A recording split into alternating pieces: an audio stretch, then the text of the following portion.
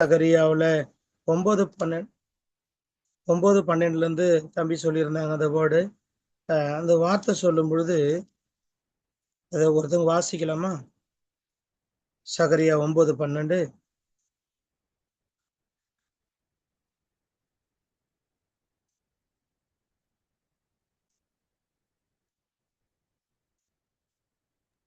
நம்பிக்கையுடைய வாசிங்க.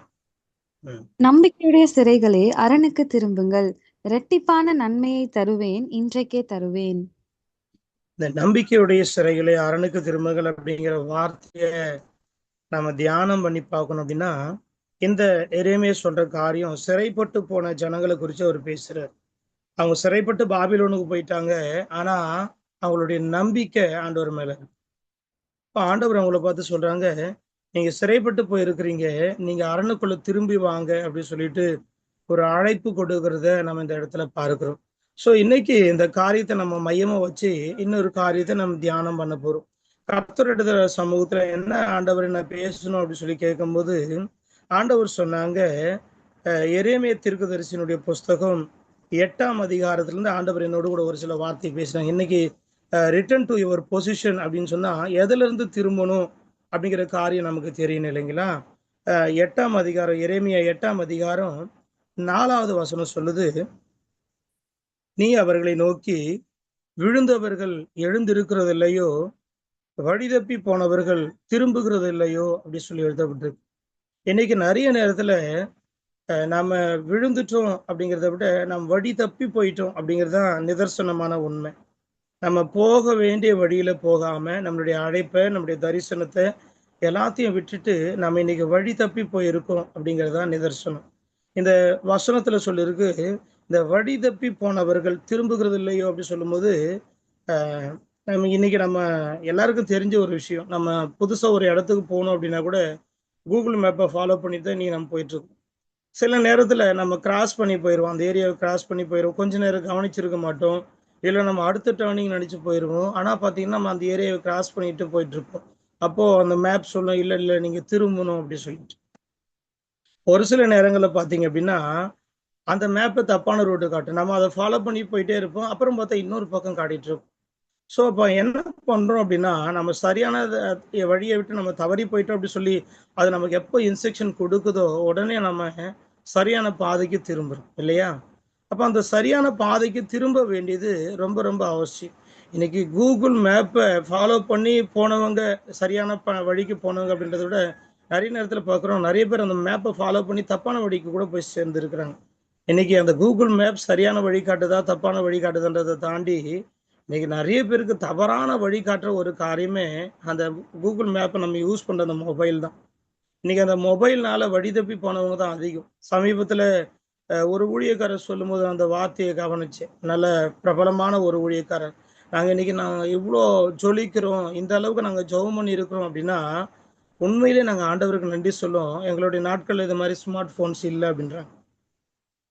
இன்னைக்கு நிறைய பேருடைய அழைப்பை, தரிசனத்தை கெடுத்து அவங்கள ஒடுக்கி உட்கார வச்சிருக்கிறது எதுன்னு பார்த்தீங்கன்னா இந்த மொபைல் ஃபோன் தான். இன்னைக்கு சகோதரிங்க ஜெபம் பண்ணும்போது கூட நிறைய அந்த மொபைல் ஃபோன் அடிக்ஷனுக்காகலாம் ஜெபம் பண்ணாங்க, எப்படியெல்லாம் அதில் அடிக்ட் ஆகிட்டு இருக்கிறாங்க அப்படி சொல்லிட்டு. இன்னைக்கு தவறான வழி நடத்துதல், இன்னைக்கு வழி விலகி போகிறதுக்கு பிரதானமான காரியம் இந்த செல்ஃபோனை தான் இருக்கிறத நம்ம பார்க்கணும். ஸோ நம்ம ஒரே ஒரு மனுஷனை வழி தப்பி போன ஒரு மனுஷனை குறித்து நான் இன்னைக்கு உங்களோடு கூட பேசணும் அப்படி சொல்லி விரும்புகிறேன். நியாயாதிபதிகளின் புஸ்தகத்துல வழி தப்பி போன ஒரு மனுஷனை குறித்து எழுதப்பட்டிருக்குது. நியாயாதிபதிகள் 14ஆம் அதிகாரத்திலிருந்து 14ஆம் அதிகாரம் 5லிருந்து 9 வரைக்கும் ஒருத்தங்க வாசிக்கலாமே. நியாயாதிபதிகள் 14ஆம் அதிகாரம் 5லிருந்து 9. அப்படியே சிம்சோனும் அவன் தாயும் தகப்பனும் திம்னாத்துக்கு போக புறப்பட்டார்கள். அவர்கள் திம்னாத் ஊர் திராட்சை தோட்டங்கள் மட்டும் வந்தபோது இதோ கெர்ச்சித்த பாலசிங்கம் ஒன்று அவனுக்கு எதிராக வந்தது. அப்பொழுது கர்த்தருடைய ஆவி அவன் மேல் பலமாய் இறங்கினதினால் அவன் தன் கையில் ஒன்றும் இல்லாதிருந்தும் அதை ஒரு ஆட்டுக்குட்டியை கிழித்து போடுகிறது போல் கிழித்து போட்டான். ஆனாலும் தான் செய்ததை அவன் தன் தாய் தகப்பனுக்கு அறிவிக்கவில்லை. அவன் போய் அந்த பெண்ணோடே பேசினான். அவள் சிம்சோனின் கண்ணுக்கு பிரியமா இருந்தாள். சில நாளைக்கு பின்பு அவன் அவளை விவாகம் பண்ண திரும்பி வந்து சிங்கத்தின் உடலை பார்க்கிறதற்கு வழி விலகி போனான். இதோ சிங்கத்தின் உடலுக்குள்ளே தேனீ கூட்டமும் தேனும் இருந்தது. அவன் அதை தன் கைகளில் எடுத்து சாப்பிட்டு கொண்டே நடந்து தன் தாய் தகப்பனிடத்தில் வந்து அவர்களுக்கும் கொடுத்தான். அவர்களும் சாப்பிட்டார்கள். ஆனாலும் தான் அந்த தேனை சிங்கத்தின் உடலிலே எடுத்ததை அவர்களுக்கு அறிவிக்கவில்லை. பாருங்க, இந்த வசனங்கள் நம்ம வாசிக்கும் போது நம்ம பிரதானமா பார்க்குற காரியம் அப்படி சொல்லி பார்த்தீங்கன்னா, அவன் வழி விலகி போன காரியத்தை குறித்து நம்ம இதில் வாசிக்கும். ஸோ அந்த வசனம் ஆரம்பிக்கும் போது எப்படி ஆரம்பிக்குதுன்னா, அவன் தன்னுடைய பேரண்ட்ஸோடு கூட வந்துட்டு இருந்தான் அப்படி சொல்லியிருக்கு. ஆனால் சிங்கம் பேரண்ட்ஸோடு வந்திருந்தாலும் அந்த கூட்டத்துக்கு தான் எதிர்பட்டிருக்கும். ஸோ அவன் தாய் தகப்பனோடு வரான். ஆனால் வேதம் சொல்லுது, இதோ கெர்ஜிக்கிற பாலசிங்கம் ஒன்று அவனுக்கு எதிராக வந்தது அப்படி சொல்லி. கர்த்தருடைய ஆவியானவர் இறங்கினாரு. அது ஒரு ஆட்டுக்குட்டி கிழிச்சு போடுகிறது போல கிழிச்சு போட்டான், எல்லாம் ரைட். ஆனா வேதம் சொல்லுது, அதை கிழிச்சு போட்டதை தன் தாய் தகப்பனுக்கு அறிவிக்கவில்லை அப்படி சொல்லி. இப்போ 3 பேரும் ஒன்னா வந்திருந்தாங்கன்னா கண்டிப்பா அத்தனை பேரும் அதை பார்த்துருப்பாங்க. ஆனா சிம்சோன் என்ன பண்ணா அப்படின்னா, வழி விலகி அந்த காரியத்தை ஈடுபட்டிருக்கிறான். இந்த வேத வசனம் அதனுடைய பின்பகுதியில் நம்ம பார்க்கும்போதும் பார்க்குறோம், அந்த சிங்கத்தின் உடலை பார்க்கிறதுக்கு வழி விலகி போனான். அப்போ போக வேண்டிய வழியிலிருந்து அவன் விலகி விலகி போகிறத பார்க்கிறோம். இன்னைக்கு நம்ம ஒரு மேப்பை ஃபாலோ பண்றோம்னா நம்ம இஷ்டத்துக்கெல்லாம் நம்ம திரும்ப மாட்டோம். அந்த ஏரோ மார்க்கை நம்ம ஃபாலோ பண்ணி போயிட்டு இருக்கோம். இப்போ அந்த காலத்துல ஒரு வழியில போறாங்கன்னா அந்த வழியில போறதும் சேஃப். அதை விட்டு விலகி போறது வந்து ஆபத்தான ஒரு காரியம். ஸோ இவன் வழி விலகி போனதெல்லாம் ஒரு பக்கம் உண்மை. இதுல மறைக்கப்பட்டிருக்கிற ஒரு காரியம் எழுதப்பட்டிருக்குது. ஒருத்தங்க உண்மையிலே வழி விலகி போறாங்க அப்படின்னா அவங்க என்ன செய்வாங்கிறதுடைய ரகசியத்தை அங்க போட்டிருக்காங்க பாருங்க. 6வது வசனம் சொல்லுது, ஆனாலும் தான் செய்ததை அவன் தன் தாய் தகப்பனுக்கு அறிவிக்கவில்லை. இன்னும் அதனுடைய அந்த 8வது வசனத்தை 9வது வசனத்துல பின்பகுதி சொல்லுது, ஆனாலும் தான் அந்த தேனை சிங்கத்தின் உடலிலிருந்து எடுத்ததை அவர்களுக்கு அறிவிக்கவில்லை. அப்போ ஒரு மனுஷன் வழி விலகி போறான்னா அவன் தான் செய்கிற காரியத்தை மற்றவங்களுக்கு மறைப்பான். அதுதான் முக்கியமான காரியம். மற்றவங்களுக்கு தெரியாம செய்கிற ஒரு காரியம், உண்மையிலே சொல்றேன், ஒளிந்து ஒளிந்து செய்கிற ஒரு காரியம் நிச்சயமா பாவத்துக்குரிய காரியமா தான் இருக்கு. வழி விலகி போறவன் தன்னுடைய ரகசிய காரியங்களை யாருக்கும் ஷேர் பண்ணவே மாட்டாங்க. இன்னைக்கு நம்ம அதை கவனிக்க வேண்டிய அவசியம் இருக்குது. இன்னைக்கு பேரண்ட்ஸுக்கு நம்ம மறைப்போம், நம்மளுடைய ஆவிக்குரிய தாய் தகப்பன் இல்லை நம்மளை கைட் பண்றவங்க இல்லை நமக்கு நல்ல ஆலோசனை சொல்றவங்க அவங்களுக்கெல்லாம் நம்ம ஒரு காரியத்தை மறைக்கிறோம்னா உண்மையிலேயே அந்த காரியத்துல நம்ம வழி விலகி போய் கொண்டு இருக்கிறோம் அப்படி சொல்லிதான் அர்த்தம். நம்ம இந்த பகுதியில் நம்ம வாசிக்கிறோம் பார்த்தீங்கன்னா, அவன் ஒரு தேனை எடுத்தான்னு சொல்லி போட்டிருக்கு. அது எப்படி அது சிங்கத்தினுடைய உடலுக்குள்ள போயிட்டு தேன் கூடு கட்டுமா அப்படின்னா, சமீபத்தில் நான் டிஸ்கவரியில எல்லாம் பார்க்கும்போது ஒரு முறை நான் அந்த நியூஸை நான் பார்த்துருந்தேன். நமக்கெல்லாம் தெரியும், மலைத்தேன் தெரியும், கொம்பு தேன் தெரியும், பொந்து தேன் தெரியும். இதெல்லாம் தாண்டி செத்து போன மிருகங்களுடைய உடலுக்குள்ள கூடு கட்டக்கூடிய ஒரு வகை தேன் இருக்குது. இருக்கிறதுலே நான் வெஜிடேரியன் தேன்னா அதை தான் சொல்லுவாங்க. மற்றதெல்லாம் பூனுடைய மகரந்தத்துல தான் மேக்சிமம் எடுக்கும். அது கட்டுறதெல்லாம் ஏதோ ஒரு மரத்தையோ ஒரு கொடியோ டிபெண்ட் பண்ணி தான் கட்டும்.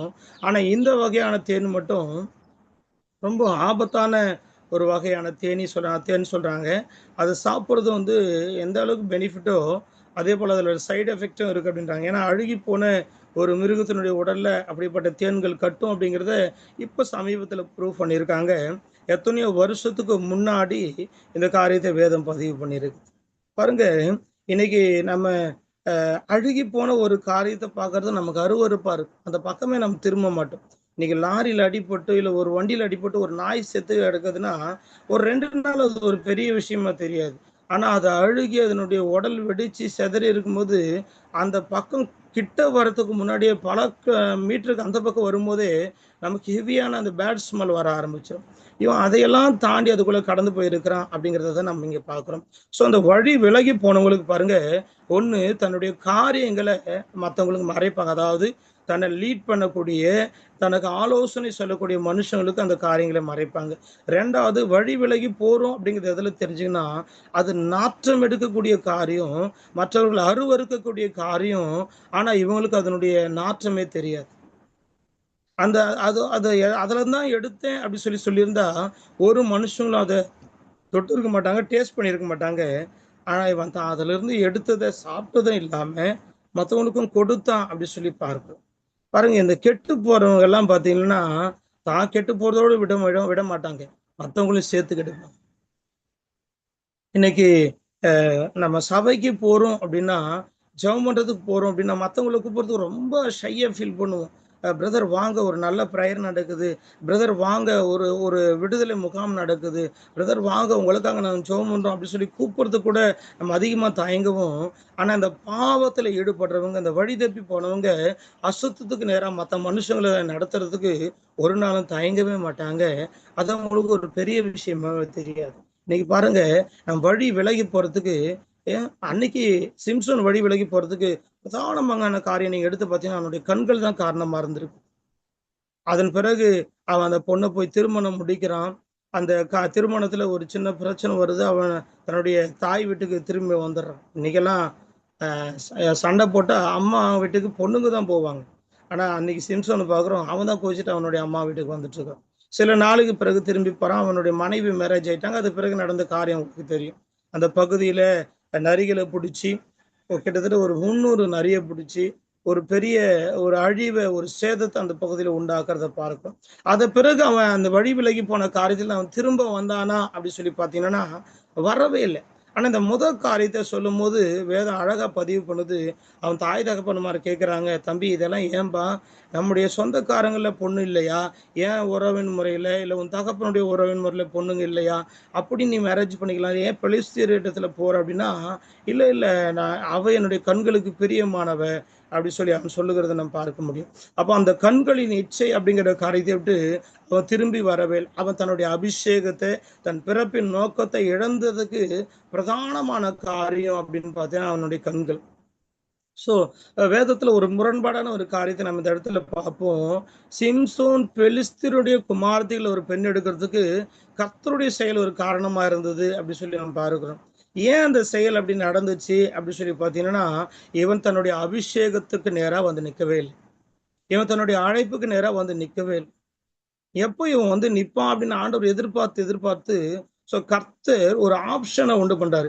அவர்களுக்கும் இவனுக்கும் விரோதத்தை உண்டு பண்ணும்படியான ஒரு காரியம். இன்னைக்கு கூட பாருங்க, நம்மள ஜெபம் பண்ண சொல்லுங்களேன், ஒரு காரியத்தை ஒரு ஜெப குறிப்பு குறித்து ஜெபம் பண்ண சொன்னா நம்ம அதுக்கு ஜெபமே தோணாது. இதுக்கெல்லாம் போய் ஜெபம் பண்ணோமா அப்படி சொல்லி நம்ம உண்டு, நம்ம வேலை உண்டுன்னு போயிட்டே இருப்போம்.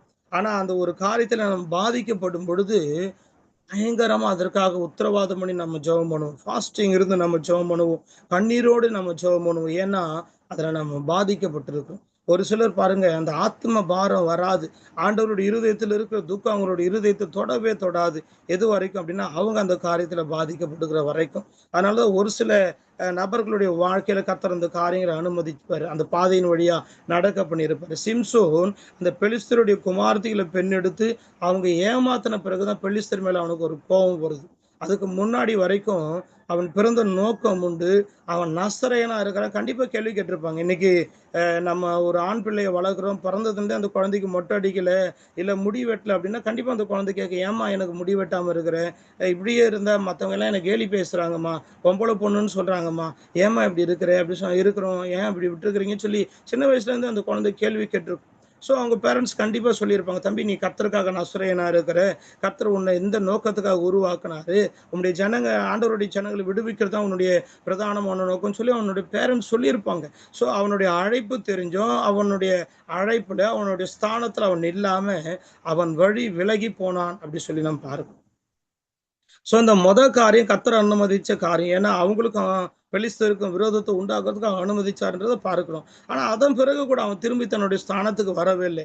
நியாயாதிபதிகள் 16:1 வாசிக்கிறோம், அங்கே ஒரு வேசியை கண்டு அந்த வேசியின் இடத்துல போனான். அவன் தன்னுடைய அழைப்பு அந்த பிரதிஷ்டையை விட்டு விலகிட்டான்.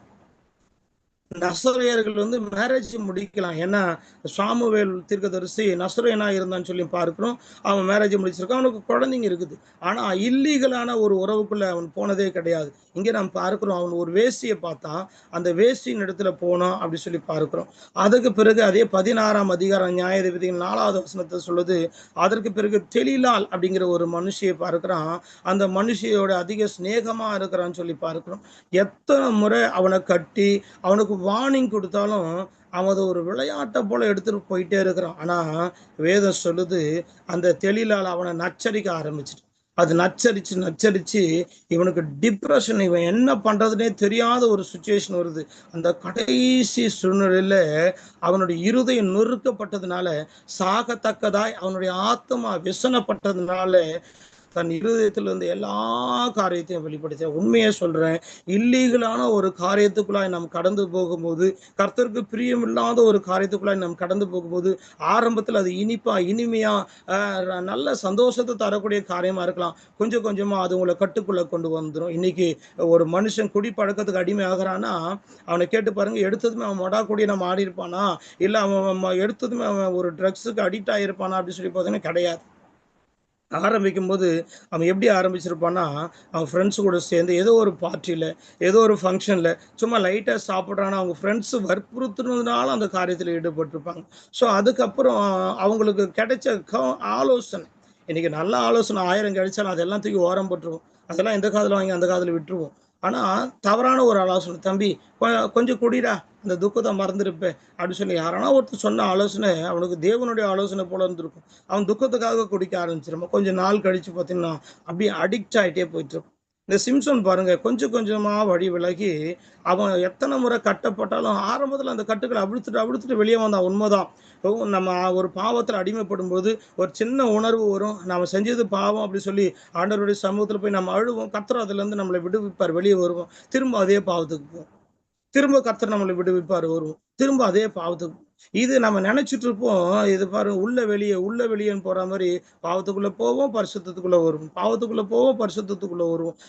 இது ஒரு கேம் மாதிரி நம்ம விளையாடிட்டே இருப்போம். ஆனா இதுல இருக்கிற ஆபத்து நமக்கு தெரியாது. ஒரு நாள் உண்டு, நம்ம மீட்கப்படணுங்கிற உணர்வு இல்லாம நம்ம அழிந்து போகிற ஒரு நாள். என்னைக்கு அவன் சிம்சன் அழிந்து போனான்னு சொல்லி பார்த்தீங்கன்னா, அவனுடைய இருதயம் சாகத்தக்கதாய் விசனப்பட்டுச்சு சொல்லியிருக்கு. அவனால் அதுக்கு மேல அந்த காரியத்தை மறைக்க முடியல. அது போல இந்த பாவத்துல சிக்கிக் கொள்ளும் பொழுது ஒரு நாள் வரும், அந்த பாண்டேஜ் நம்ம இருக்குகிறதுனால, அந்த பாவம் நம்மளை இருக்குகிறதுனால, அந்த நாள்ல நம்ம இருதயம் விசனை பண்ணுச்சே, இப்படி ஒரு வாழ்க்கை வாழறதுக்கு பதிலா செத்து போகலாம் அப்படிங்கிற நிலைமை வரும். ஸோ அந்த நிலைமை வரும் பொழுது அவனுடைய முடிவு எவ்வளவு பரிதாபமா போயிடுச்சு சொல்லி வேதத்துல வாசிக்கிறோம். அதே நியாயாதிபதிகள் 16:21 வாசிக்கிறோம். அவன் பிடிக்கப்பட்ட பொழுது முதல்ல பெலிஸ்தர் குறி வச்சது அவனுடைய கண்களுக்கு. அவனுடைய கண்களை பிரிங்கிட்டாங்க. அவன் சிறையிலே மாவரைத்து கொண்டிருந்தான் அப்படி சொல்லி நம்ம பார்க்கிறோம். ஸோ எந்த கண்கள் அவனை பாவத்துக்குள்ள நடத்துச்சோ அந்த கண்கள்ல பிடுங்கின பிறகுதான் அவனுக்கு உணர்வு வருது. அரைச்சமாவே அரைச்சிட்டு இருக்கும் போது தான் அவனுக்கு உணர்வு வருது. நான் ஒரு சில நேரத்துல நான் நிறைய பேருக்கு சொல்லியிருக்கேன், இந்த ஒரு சிலர் அரைச்சமாவே அரைப்பாங்க. சிம்சன் எப்படி சிறையில மாவு அரைச்சிட்டு இருந்தானோ அது மாதிரி அரைச்ச மாவு ஒருத்தவங்க அரைக்கிறாங்க அப்படின்னா, நான் ஒரு காலத்துல எப்படி ஜெபம் பண்ணணும் தெரியுமா, ஒரு காலத்துல நான் எப்படி பைபிள் படிப்பேன் தெரியுமா, ஒரு காலத்துல நான் பிரசங்கம் பண்ணனா அப்படி ஜனங்க கதறி அழுவாங்க, ஒரு காலத்துல நான் அப்படியே வர்ஷிப் நடத்தினா அனாயிட்டிங் செக்ஷன்ல அப்படி ஜனங்க மேல கர்த்தருடைய அபிஷேகம் இறங்கி வரும். ஒரு காலத்துல சொல்றாங்கன்னா, உண்மையை சொல்றேன், இந்த காலத்துல அவங்க விழுந்துட்டாங்க. அவங்க அரைச்சமாவே அரைச்சிட்டு இருக்கிறாங்கன்னா அவங்க சிறைப்பட்டு போயிருக்கிறாங்க அப்படிங்கிறத உண்மை. என்னைக்கு உன்னை கர்த்தர் அப்படி பயன்படுத்துறாரா? இன்னைக்கு நீ ஜெபம் பண்ணும்போது தேவ பிரசன்னத்தை உணர்றியா? இன்னைக்கு நீ வேதம் வாசிக்கும் போது கர்த்தருடைய வெளிப்பாடுகள் ரேமா உனக்கு உண்டாகுதா? இன்னைக்கு நீ கண்களை மூடி செபிக்கும் பொழுது கர்த்தர் தரிசனங்கள் உன்னோடு கூட இடைப்படுறாரா? இன்னைக்கு நீ கர்த்தருடைய வார்த்தையை பேசும்போது அந்த வார்த்தை அநேகருடைய இருதயத்தை குத்தி கிழிச்சு ஆண்டவர் பக்கமா திருப்புதா? இன்னைக்கு நீ வர்ஷிப் பண்ணும்போது உண்மையிலேயே அனைட்டிங்குள்ள ஜனங்க நிரப்பப்படுறாங்களா? உண்மையிலேயே தேவ தரிசனங்களை பார்க்கிறவங்களா அவங்க மாறுறாங்களா? இன்னைக்கு நீ வர்ஷிப் நடத்தும் போது அவங்க பிசாசனுடைய கட்டுகள் விடுவிக்கப்படுறாங்களா? இன்னைக்கு நீ அந்த ஸ்தானத்துல இருக்கிறன்னா நீ கர்த்தருடைய அழைப்புல இருக்கிற. ஒரு காலத்துல அப்படி சொல்றேன்னா, இந்த சிம்சோனை போல நீ விழுந்து போயிட்டு கட்டப்பட்டு இருக்கிற சொல்லி அர்த்தம். தரிசனத்தை இழந்து போய் இருக்கிற சொல்லி அர்த்தம். இந்த சிம்சோன் அவங்க சிறைச்சாலையில அரைச்சமாவே அரைச்சிட்டு கண்களை இழந்துட்டு கடைசியை கூட பாருங்க, அவன் உயிரோடு இருக்கும் பொழுது கொன்றவர்களை விட அவன் மரித்த பொழுது கொன்றவர்கள் அதிகம் சொல்லி நம்ம வேதத்துல வாசிக்கிறோம். அப்போ கூட அந்த அந்த மரணத்துக்கு முன்னாடி அந்த ஜனங்களை பிரதானமா கொல்லுகிறதுக்கு முன்னாடி அவன் சொல்ற டயலாக் தெரியுமா? நியாயாதிபதிகள் 16:28 சொல்லுது, என்னுடைய 2 கண்களுக்காக ஒரே ஒரு விசையாய் பழி வாங்கப்படி லாஸ்ட் ஒரு சான்ஸ் கொடுங்க ஆண்டவரே, என் கண்ணை பிடுங்கிட்டாங்க, அதுக்காக பழிவாங்க. ஸோ எத்தனை ஜனங்க அழிஞ்சாங்க அப்படின்றதெல்லாம் அவனுக்கு பெரிய விஷயம் கிடையாது. பெலிஸ்தர் எவ்வளவு ஒடுக்குனாங்க தன்னுடைய ஜனங்களை, எவ்வளவு உபத்திரவத்தில் ஜனங்க கூப்பிட்டதுனால கர்த்தர் தன்னை நியாயாதிபதியா ஏற்படுத்தினார் அப்படிங்கிறதெல்லாம் அவனுக்கு பெரிய விஷயம் கிடையாது. அவன் கண்ணு போயிடுச்சு, அந்த கண்ணுக்கு அவன் பழிவாங்க. பாருங்க, இன்னைக்கு உங்களை கூட ஆண்டவர் அழைச்ச நோக்கம் இருக்கு, தரிசனம் இருக்குது. விழுந்து போயிருக்கிற எத்தனையோ ஜனங்களை தூக்கி விடுகிறதுக்காக கர்த்தர் உங்களை அழைத்திருக்கிறார். உங்களுடைய நீங்க ஒர்க் பண்ற அந்த ஃபீல்டுல, நீங்க இருக்கக்கூடிய அந்த ஃபீல்டுல எத்தனையோ பேரை சரியான பாதைக்கு கொண்டு வருகிறதுக்கு கர்த்தர் உங்களை அழைச்சிருக்கிறார். நீங்க உத்தரவாதம் உள்ள ஜபங்களை ஏறெடுப்பீங்க, நீங்க ஒரு யுத்த வீரனா இருப்பீங்க அப்படி சொல்லி கர்த்தர் உங்களை அழைச்சிருக்கிறார். ஆனா நீங்க என்னன்னா கடைசி வரைக்கும் உங்களுக்காகவே யுத்தம் பண்ணிட்டு ஓடிட்டு இருக்கிறீங்கன்னா அது கர்த்தருடைய பார்வையில விசேஷமானது கிடையாது. ஸோ அவன் உயிரோடு இருக்கிறத பார்க்கலும் அவன் சாகும் பொழுது அவனால கொல்லப்பட்டவன் அதிகம் தான், உண்மைதான். அவன் எதுக்காக கொண்டான்னு பார்த்தீங்கன்னா தனக்காக கொண்டான். கர்த்தர் அப்படி இருக்கணும்னு சொல்லி உங்களை அழைக்க, மற்றவங்களுக்காக உத்தரவாதம் பண்ணுகிறவங்களா நீங்க இருக்கணும்னு சொல்லிதான் கர்த்தரை அழைச்சிருக்காங்க. பாருங்க, அந்த சிம்சோன் எப்போ அவனுக்கு அந்த ஞாபகம் வந்துச்சு, எப்போ அந்த பெலிஸ்தரிடத்துல பழி வாங்கணுங்கிற எண்ணம் வந்துச்சுன்னு சொல்லி பார்த்தீங்கன்னா, பாருங்க, அவனுடைய கண்கள் பிடுங்கப்பட்ட போது. நான் ஏற்கனவே சொன்னேன், இன்னைக்கு மொபைல் மேப்பை, கூகுள் மேப்பை ஃபாலோ பண்ணி வழி விலகி போனவங்கள விட மொபைலை ஃபாலோ பண்ணி வழி விலகி போனவங்க தான் அதிகம். சிம்சோனுடைய கண்கள் பிடுங்கப்பட்டது போல இன்னைக்கு அவங்களுடைய கையில் இருந்த அந்த மொபைல் ஃபோன் பிடுங்கப்பட்டாதான் அவங்களுடைய சரியான பாதைக்கே திரும்புவாங்க அப்படிங்கிறத போலதான் இன்னைக்கு சூழ்நிலை இருக்கு. நீங்க எந்த காரியத்துல வழி விலகி போயிருக்கிறீங்க அப்படிங்கிறத நீங்க யோசிச்சு பாருங்க. இந்த எரேமியா தீர்க்கதரிசனுடைய புஸ்தகம் 6வது வசனத்துல ஆண்டவர் ஒரு கேள்வி கேட்கிறாரு.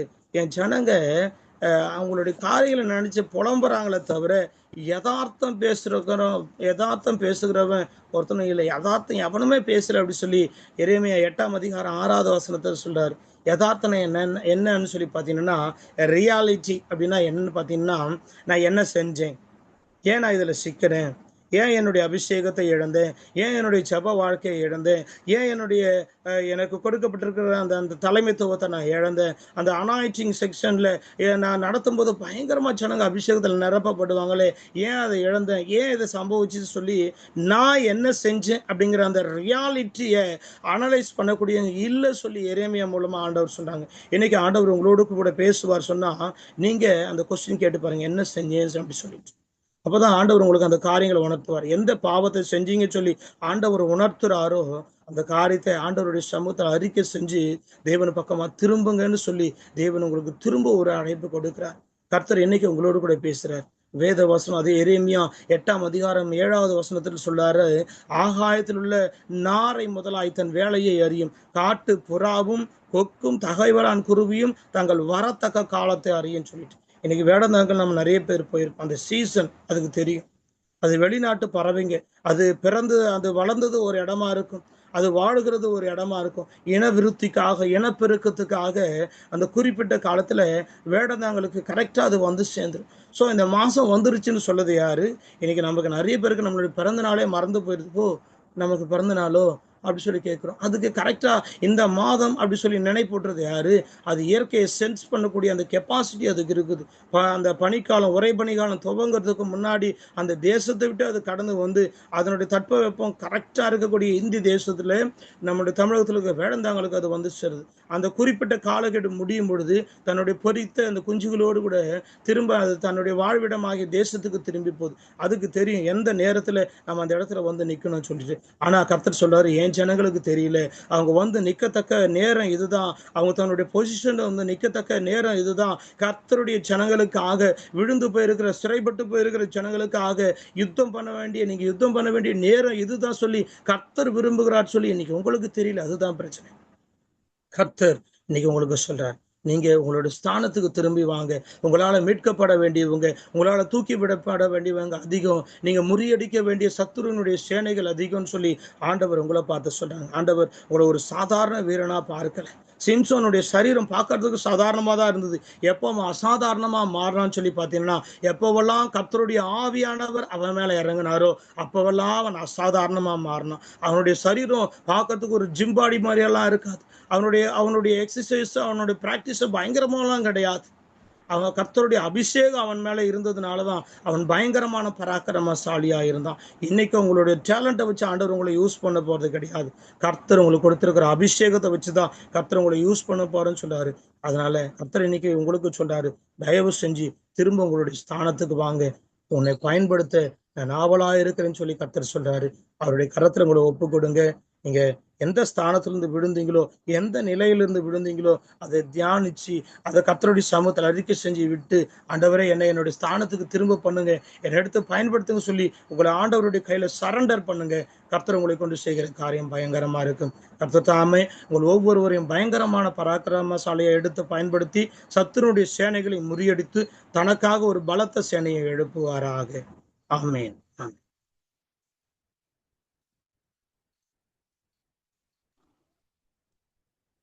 ஆமென். பிரைஸ் காட்ல ஆண்டவர் அழகா நம்மளோட இந்த நாள்ல பேசினார்ல. நம்மளுடைய ஸ்தானத்துக்கு, நம்ம இழந்த நம்மளுடைய ஸ்தானத்துக்கு நம்ம வந்து திரும்ப வரணும், திரும்ப வராம விட்டா என்ன நடக்கும் அப்படின்றத குறிச்சு அழகா சிம்சோனுடைய வாழ்க்கையில இருந்து இயேசுப்பா நமக்கு சொல்லி கொடுத்தாங்கல்ல. இன்னைக்கும் கர்த்தர் நம்மள வந்து அவர் நம்மை வைத்திருந்த அதே ஸ்தானத்துக்கு அவர் நம்மளை திரும்ப அழைக்கிறவரா இருக்கிறாரு. திரும்ப நம்ம அந்த ஸ்தானத்துக்கு வரணும்னு சொல்லிட்டு விரும்புகிற தேவனா இருக்கிறாங்கல்ல.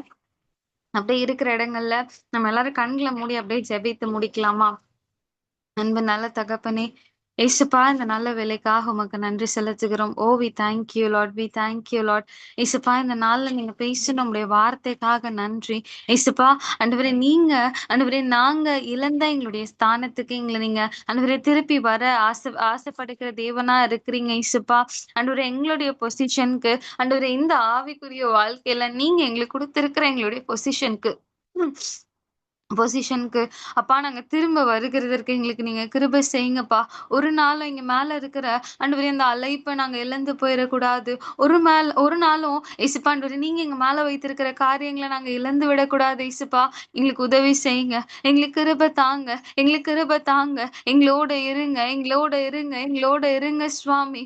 உங்க கரத்துல நாங்க விட்டு கொடுக்கிறோம், உங்க கரத்துல நாங்க அர்ப்பணிக்கிறோம். இயேசுப்பா தொடர்ந்து எங்களோட நீங்க அப்பா ஆண்டவரே வார்த்தைகள் மூலமாக எங்களோட நீங்க பேசுங்க. இயேசுப்பா ஆண்டவரே, நாங்க இன்னைக்கு எங்க ஆண்டவரே இயேசுப்பா எங்களுடைய எங்க நாங்க விழுந்திருக்கோம், எந்த காரியத்துல இன்னும் நாங்க வெளியே வராம இருக்கோன்றத இந்த நாள்ல எங்களை நாங்களே ஆராய்ந்து அப்பா ஆண்டவரே அந்த காரியங்கள்ல இருந்து நாங்க வெளி வருவதற்கு ஆண்டவரே இயேசுப்பா நீர் வைத்த உன்னத நோக்கத்தை நிறைவேற்றுவதற்கு நீர் எங்களுக்கு கொடுத்த அந்த பொசிஷன்ல திரும்ப நாங்க வந்து ஃபிட் ஆவதற்கு இயேசுப்பா எங்களுக்கு உதவி செய்யுங்க, எங்களுக்கு உதவி செய்யுங்க. ஒரு சிம்சோனை போல ரியலைஸ் பண்ணாம நாங்க இருந்துடக்கூடாதுப்பா, ரியலைஸ் பண்ணாம இருந்துடக்கூடாது. இயேசுப்பா நீங்க எங்களுக்கு உதவி செய்யுங்க. நீர் அப்படி செய்ய போறதுக்காக நன்றி. இந்த நாள்ல வார்த்தை கொடுத்த இயேசுப்பா ஆண்டவரே பாஸ்டர் ஜானத்தன் அங்கிளுக்காக இந்த வேலையில நாங்க நன்றி செலுத்துகிறோம்.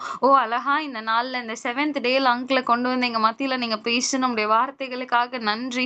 ஆண்டவரே அங்கிளோட ஃபேமிலி எல்லாரையும் நீங்க ஆசீர்வதிங்க. அவங்களுடைய ஊழியங்கள் இன்னும் பெருகட்டும், இன்னும் விருத்தி அடையட்டும். கர்த்தர் நீங்க ஒவ்வொரு காரியத்திலயும் அவங்களோட இருங்க. அநேக இடங்களுக்கு நீங்க கொண்டு போகிறதற்காக நன்றி. அநேக இடங்களுக்கு உங்களுடைய வார்த்தை சொல்வதற்கு இசுப்பா ஆண்டவரே புறஜாதிகளின் மத்தியில நீங்க அங்கிள் ஆண்டவரே இசுப்பா அனுப்ப போறதற்காக உமக்கு நன்றி செலுத்துகிறோம். இசுப்பா நீங்க ஆசீர்வதிங்க, பலப்படுத்துங்க. உங்களுடைய ப்ரொடெக்ஷன் அங்கிளை சுற்றிலும் இருக்கட்டும். எல்லா காரியத்திலயும் நீங்க உடனிருந்து நடத்துங்க சுவாமி. இந்த நாள்ல வந்து அட்டென்ட் பண்ண ஒவ்வொருத்தரையும் நீங்க ஆசீர்வதிங்க, நீங்க பலப்படுத்தி வழி நடத்த போறதுக்காக நன்றி. உங்க நாம மாத்திரம் மகிமைப்படட்ட இயேசுவின் நாமத்தில் ஜெபிக்கிறோம் நல்ல பிதாவே. ஆமென் amen. Okay, so before that இன்னைக்கு போஸ்டர் மட்டும் டிஸ்ப்ளே பண்ணிடலாமா? ஸோ டே 7 இந்த டேயோட போஸ்டர் வந்து டிஸ்ப்ளே பண்ணுவாங்க. ஸோ ஸ்க்ரீன்ஷாட் எடுத்துக்கோங்க. ஆல்சோ உங்களுக்கு வந்து சேட் பாக்ஸ்லேயும் வந்து உங்களுக்கு அதை போடுவாங்க. நீங்கள் அதையுமே வந்து சேவ் பண்ணிக்கலாம். உங்களுக்கு குரூப்ஸ்லேயுமே போடுவாங்க. ஸோ இந்த நாளில் ஜெபிக்க வாசிக்க மறந்துடாதீங்க. Also I request every one line by line நல்லா படிங்க. ஏன் அப்படின்னா இப்போல்லாம் முன்னாடி மாதிரி சூஸ் கேட்க மாட்டாங்க, இப்போல்லாம் வந்து fill in the blanks கேட்குறாங்க. அதெல்லாம் நமக்கு வந்து கொஞ்சம் கஷ்டமாயிருது. ஸோ அதனால ஒவ்வொரு வார்த்தைகளை ஒவ்வொரு லைனை டீகோட் பண்ணி படிங்க. கண்டிப்பா ஈஸ்பா வந்து உங்களுக்கு வந்து உதவி செய்வாங்க. ஈசப்பா உங்களோட பேசுவாங்க. நம்ம அப்படியே சொல்லி முடிக்கலாமா? என் ஆத்துமாவே கர்த்தரை ஸ்தோத்திரி, என் முழு உள்ளமே பரிசுத்த நாமத்தை ஸ்தோத்திரி, என் ஆத்துமாவே கர்த்தரை ஸ்தோத்திரி, கர்த்தர் செய்த சகல உபகாரங்களையும் மறவாதே. Amen amen amen. Okay, so thank you for joining. நாளைக்கு டே 8ல ஜாயின் பண்ணலாம். உங்களுக்கு தெரிஞ்ச ஃப்ரெண்ட்ஸ் அண்ட் ஃபேமிலியை இன்வைட் பண்ணுங்க. Thanks for joining today. God bless you.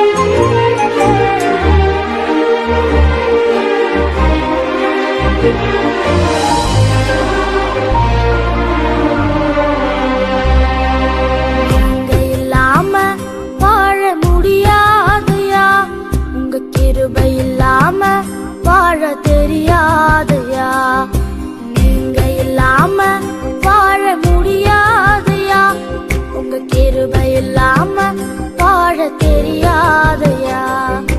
இயேசுவே என் எஜமானரே, நேசரே, என் துணையாளரே. இயேசுவே என் எஜமானரே, நேசரே, என் துணையாளரே. நீங்க இல்லாம வாழ முடியாதையா, உங்க கிருபை இல்லாம வாழ தெரியாதையா.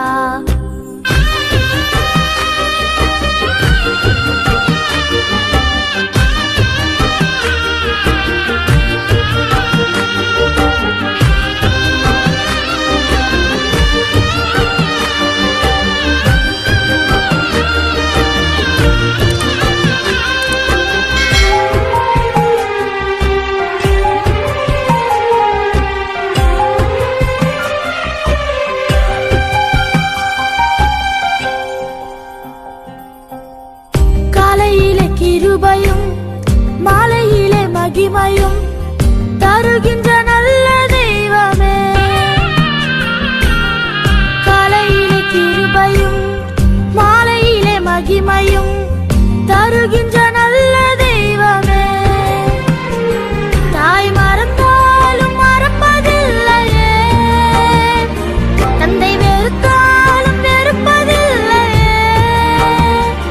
தாய் மறந்தாலும் மறப்பதில்லையே, தந்தை வெறுத்தாலும் வெறுப்பதில்லையே. நன்றி சொல்லி துதிப்பாடி மனதார தொழுகிறேன்.